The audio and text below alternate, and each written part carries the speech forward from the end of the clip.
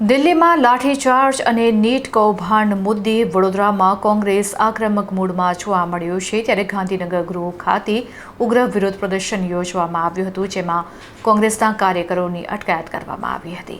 દિલ્હીના જંતર મંતર ખાતે વિરોધ કરી રહેલા લોકો પર પોલીસે કરેલા લાઠીચાર્જ અને દેશભરમાં ગાજેલા નીટ પરીક્ષાના કૌભાંડના વિરોધમાં વડોદરા કોંગ્રેસ આક્રમક મોડમાં આવી ગઈ છે.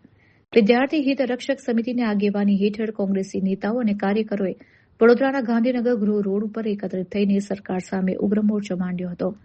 આ વિરોધ પ્રદર્શન દરમિયાન કોંગ્રેસ કાર્યકરોએ શિક્ષણ ક્ષેત્રે મોટા પાયે મિલીભગત અને ગડબડી થઈ હોવાનો ગંભીર આરોપ લગાવ્યો હતો.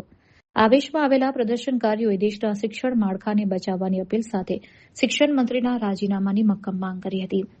કાર્યકરોએ હાથમાં શિક્ષણ બચાવો જેવા વિરોધ દર્શાવતા પ્લે કાર્ડ્સ અને પોસ્ટરો સાથે સરકાર વિરોધી જોરદાર સૂત્રોચ્ચાર કર્યા હતા. ઘટનાને પગલે ગાંધીનગર ગૃહ વિસ્તારમાં ભારે ચકચાર મચી ગઈ હતી. પરિસ્થિતિને કાબૂમાં લેવા માટે રાવપુરા પોલીસનો કાફલો તાત્કાલિક સ્થળ ઉપર પહોંચી ગયો હતો. રસ્તા ઉપર વિરોધ પ્રદર્શન કરી રહેલા 10થી વધુ કોંગ્રેસી નેતાઓ અને પ્રદર્શનકારી કાર્યકરોની રાવપુરા પોલીસ દ્વારા સ્થળ પરથી જ અટકાયત કરવામાં આવી હતી.